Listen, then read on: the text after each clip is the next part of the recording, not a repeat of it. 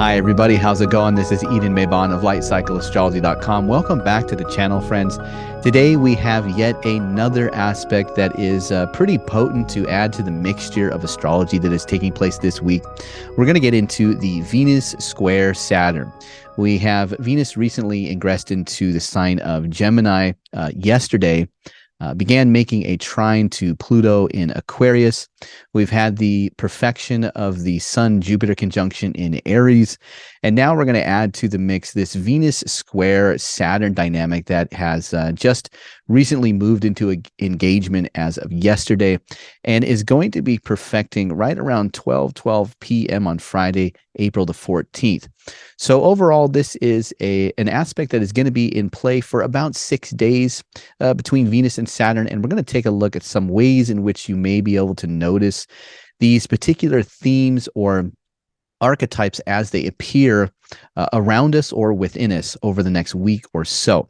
So that is what we're going to take a look at today. Now, of course, before we get into today's content, please like, share, and subscribe. Hit the notification bell if you haven't already. And you can always reach me at lightcycleastrology.com if you're ever interested in a consultation or have a private question or comment to get to me.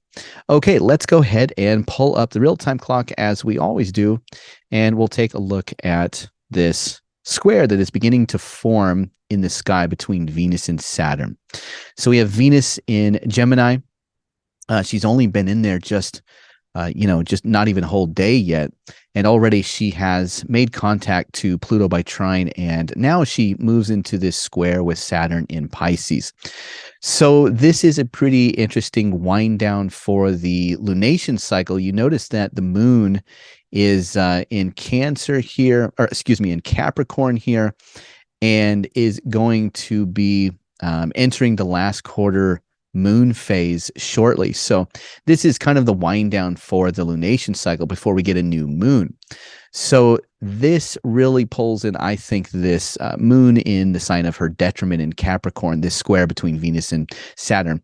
And I'll tell you why, because one of the things that we notice with Saturn in the sign of Pisces is Saturn is the lord of depression or melancholy, right? So we have this lord of melancholy in a sign that is very emotional and sensitive. And then we have that energy making an upon the 10th square, as the traditional or ancient Hellenistic astrologers had a phrase for a square that was to the right of a planet it was in aspect to. So you see that if you look at the center of the chart and you look at Venus, you draw a line to Venus up here. Venus would be to the left or ahead in the zodiac, as compared to if we look at Saturn. If we draw a line from the center of the chart to Saturn, Saturn is earlier in zodiacal order. So that means that Saturn, of course, is in the dominant position. And when a planet makes a square to another planet from a dominant position, you get something like that planet being the one that controls the conversation, takes the situation over, has the power over the other planet. Sort of, it was called a square of domination.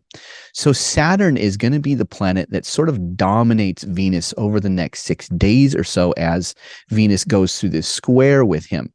So that's one thing to notice, is that you get a very interesting signature that comes into the mix as we are in the midst of a synodic reset between Jupiter and the Sun in Aries, which will tend to make things, initiate or spark, something new to be really inspired to grow out of some new cycle with Jupiter and the Sun there. So that Aries Jupiter reset energy is really sparking something.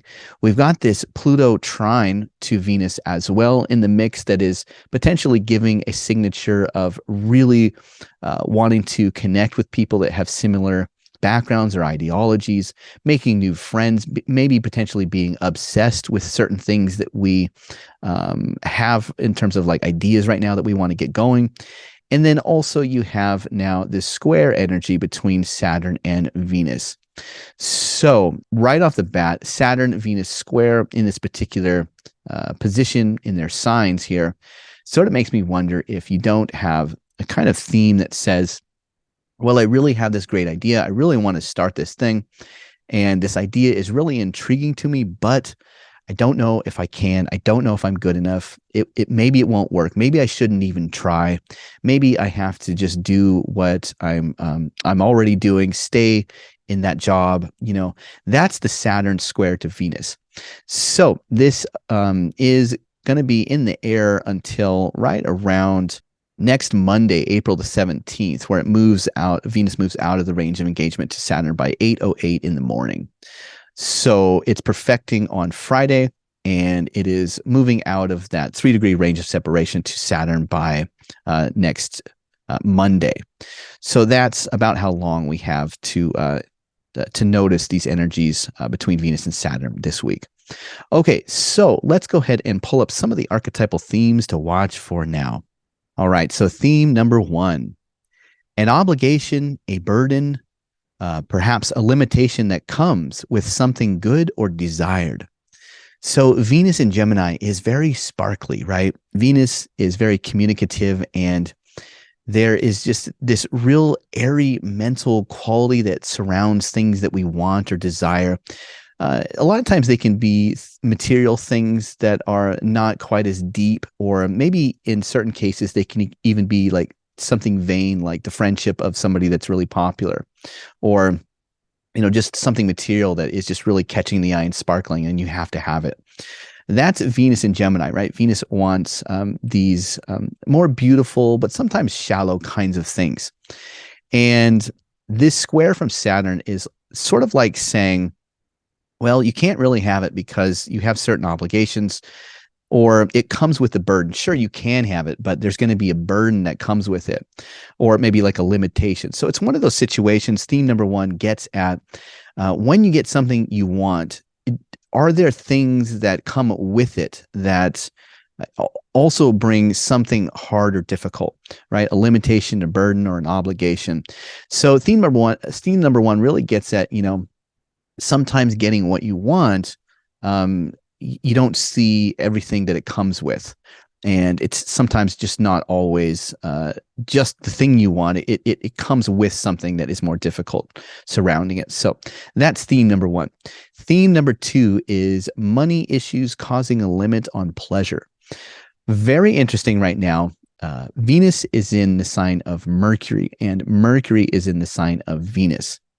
So they have this mutual reception. So one theme could be also that there are mercurial things that Venus is dealing with, and Venusian things that Mercury is dealing with.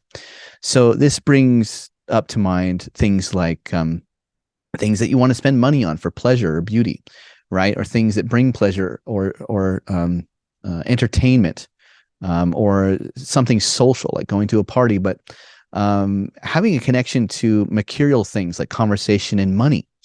So it makes me wonder if Saturn isn't representing some kind of limit on how you can have fun, what you can have or want, that very directly pertains to something financial, right? That quality that Mercury often associates. Okay, now let's go to theme number 3, a longing for the past, a restless ideal for the future that begins to shift notions and desires that are seen as impermanent. Wow. So what do I mean by this? Well, at first glance, this whole thing sounds a little bit convoluted, but let me sort of break this down where I'm getting some of these particulars from. A longing for the past. Now, Saturn in the sign of Pisces, one quality that is often connected to Saturn is that Saturn holds on to the past, or tries to hold on to something in the past. And Pisces is this very sensual, sensitive, romantic, artistic sign that is given that quality because it is right on the cusp of spring. It's still within the darkness of winter, but it's on the cusp of spring. So on the one hand, Saturn in Pisces gets at potentially longing for something romantic in the past that it used to have that was sort of sensual and emotional. And so if there's a memory that we have lost, like if there's a situation that is no longer there that we feel attached to, I think that Saturn could very much be about the discontent that we are feeling as it is in the sign of Pisces for things of the past that get at something emotional or that we're connected to that we wish we still had. Or the flip side of that could be how Pisces sitting on the verge of that springtime moment to begin could also have to do with restlessness that wants to get to the new light and warmth, the beauty that comes at the time of the spring, the warmth, the sexuality of everything reproducing, and those pheromones in the air, so to speak, where everything is beautiful and sensual, right? Pisces also is usually pretty restless towards the future because it senses that coming spring. So Saturn maybe here could just be bringing some discontent or melancholy that says, "Oh, it's not here yet. I wish it was," and it gets all, moody about it. And could those types of feelings, either sort of that depression of having lost something in the past that had this deep emotional connection with us, or feeling restless that the future isn't yet, even though it's so close, could those feelings of discontent, restlessness, melancholy, depression, could those feelings somehow cause a shift in certain ideas or notions that are within us and desires that seem like they're impermanent? So why do I say that? Well, Venus in the sign of Gemini. Gemini is a sign that is right before the apex of the sun's glory, right? It's the summer solstice that begins at the end of Gemini and the beginning of Cancer. So one thing that Gemini sometimes can be associated with is things that are almost like nihilistic. Because Gemini understands that the light is going to peak, it's going to climax, but after it does that, it will inevitably go back down again. The arc of the sun in the time of Gemini is climbing and climbing and climbing throughout the month. But by the time the summer solstice comes around, the arc of the sun begins to go lower and the days get shorter from the summer solstice onward. So if you know something isn't going to last or be permanent, sometimes you can be faced with almost like nihilism, right? You can say, well, what does it matter if I can't keep it anyway? So Venus wants these very sometimes material or shallower things, or things that are just beautiful and on the surface in Gemini, but things that it knows inherently just can't last. Well, you can have it for the moment. It's okay for the moment if it makes you happy, but don't hold on to it. It's not going to last. Well, Saturn in Pisces is almost saying the same thing. It's like, well, I don't even know if you can have it to begin with, right? Because, it's not here yet, or we've lost it in the past. So there's this very interesting dynamic that happens with sort of these restless, depressive, melancholic feelings and the nihilism of Venus that just wants joy for the fleeting moment. And this kind of quality mixed together could begin to shift notions of desire, right? You could, especially with that conjunction of the sun and Jupiter together, this could really be the time where the stage is set for some major changes in what is desired, some major ideas that are coming in right now that are connected to things that you just generally want for yourself. So like so many other astrology transits, we're talking about change, but change that has specific relation to relationships, desires, what you envision or imagine for yourself as it brings joy or pleasure or entertainment. And it's very mental. It's very cerebral. It's the idea of what you want. It's the idea of what you desire. And it's sort of in a tension with the fact that, can you really hold on to anything? Or if something has been lost or hasn't come yet, can we just get stuck in a mood that that is almost like defeatist. That's kind of the quality of energy. If this particular transit hits some of us a little bit harder, we may feel or notice. Okay, so theme number 4, feeling that what you want is impossible to obtain. So, of course, this is very much like theme number 3. But this is more of Saturn saying, you can't do this. You're not good enough. What you want, it's not here. And I don't know if it's ever going to be here. You should just reject it. Don't even try. That is very much sometimes what Saturn and Pisces can be like. So, Saturn is also a god of deception and deceit, because Saturn is kind of like that experience where you go into like a bathroom in public somewhere that has these neon lights, and all of a sudden you see all of the truth, right? All of the truth on your face, and you're like hitting every blemish you've ever had, and scar and line, and everything is on your face, and you just look horrible. And you run out of the bathroom screaming and wonder why it is that at home you don't appear like that in the mirror. That's Saturn to some extent. Technically, it's the truth, but it's the truth in a particular light that is so unflattering that it can be very defeating. And is it really true? Because when you're at home, you don't see that, do you? And maybe under regular normal light outside, that's not what is really seen by other people as well. So Saturn can be a planet of deception. It can show you things that are like fear-based and maybe true within a particular light, but not true, everywhere all the time to that same degree. So you have to be careful with Saturn in Pisces. If there's a feeling of thinking that you can't do something, you're not good enough, it won't come anyway. You've lost it. You can never get it back, even if it feels like you maybe could and it's kind of close. It's not going to work. It's not going to happen. You have responsibilities to do this or do that, so you couldn't possibly do this or that. Sometimes it's really important not to buy into the deception of Saturn. So theme number 4 really gets at, for some of us, fear or deception that sometimes comes along with Saturn in this very emotional sign of Pisces. Maybe is trying to strike down inspiration or an idea that you want to express or communicate or begin to take action on. So sometimes you have to sort of just walk through that moment and come out the other side and go, whoa, maybe I can do this. Maybe this isn't impossible. Okay, theme number 5, discontent or angst that causes conflict or tension in a relationship or social situation. This is more of a concrete example, but squares do represent conflict and tension. So are we feeling those Saturn Pisces feelings of discontent or angst, the sort of rebelliousness that Saturn represents in Pisces?